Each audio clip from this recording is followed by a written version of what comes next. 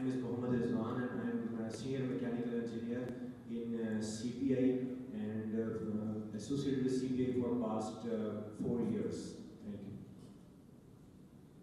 My name is Mohammed Mahmood and I am working as HR and Compliance Officer in Supply Finishing Mills, Pakistan. For this aspect, today's training session is organized. The focus of today's session will to promote, disseminate and scale up the best practices on biomass fuel, fuel mixing preparation and preparation cost, selecting the right boiler, improving biomass boiler operational efficiency and retrofilling of existing boiler.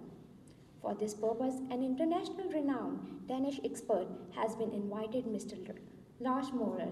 He has an experience of more than 30 years in this area. Now I would like to invite Mr. Amar. He will give you the brief introduction of Mr. Moller. Please, sir. This training is part of a series of trainings. As we all know, the severe energy crisis our industry is facing, and industry is evaluating different options to mitigate the prevailing energy crisis. One of the options that industry is looking into is the solid fuels and biomass. So when we talked to different users of biomass boilers as well as the manufacturers of biomass boiler, a multitude of issues they mentioned and they asked that they need training about them. So for that matter, we engaged Mr. Lars Morer, who has more than 30 years of experience in solid fuels. He has worked some prestigious organizations like Babcock and Wilcox, and for the last 7 years he is working with Thailand's government for their energy department. Before this training, we have conducted a very productive training for the boiler manufacturers as well, in which we have evaluated the prevailing designs that are existing within the local market and what modifications are necessary to make them more efficient. Just yesterday we were in Karachi and we hold a similar session over there for the biomass boiler users. Unfortunately, there are not many biomass boiler users over there because there is not, that natural gas shortfall over there. But this is not the case over here. The overall objective of this seminar is to make you abreast different options that are available for you to efficiently utilize biomass within the boilers.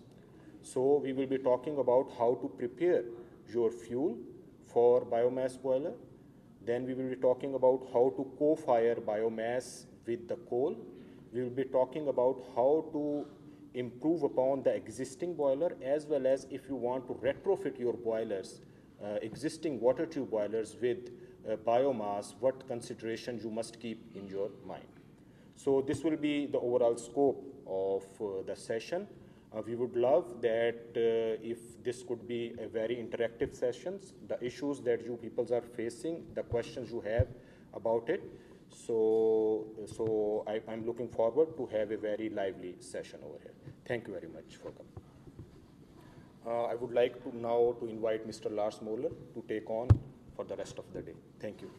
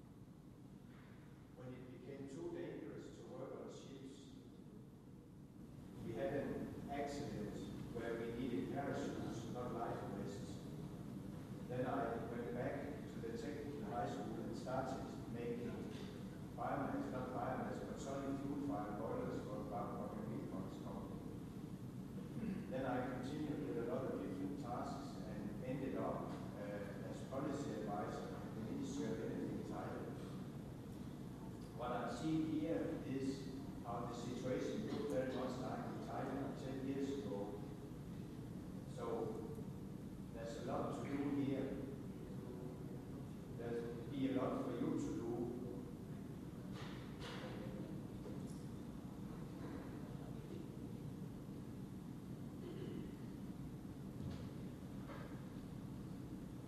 I think this is better now. Everybody can hear me. Sorry.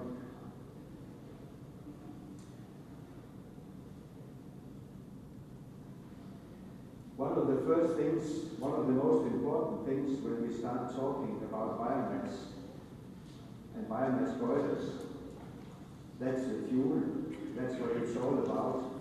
Without the fuel, we don't produce any steam. This is from Denmark. This is, I'm not sure whether it's wheat straw or barley, but after harvesting, then the straw is left in the fields for some time, and then we have a big baler compressing the straw, baling it, and we have approximately 500 kilogram in the bale, and with a moisture content in the straw around 20%, this corresponds to about 2 megawatt hours of fuel energy. When I was a kid, we had horses and a harvesting machine operated by the horses. And then the straw with the grains on it was collected later on, and then it was pressed back at the farm. But everything had been mechanized since, and now it looks like this.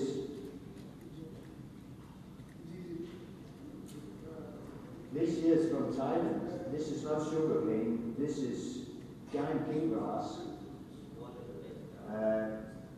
Dear child has got many names, many nicknames.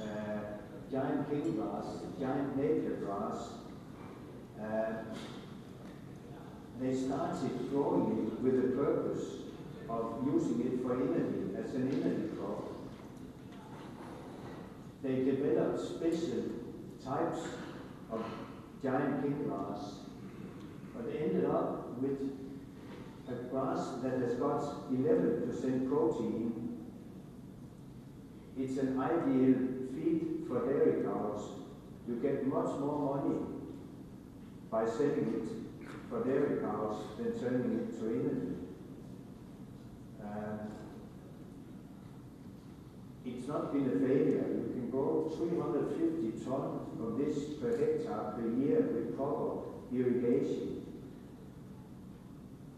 It's a good type of biomass, but my recommendation is use it for the cows, don't use it as fuel.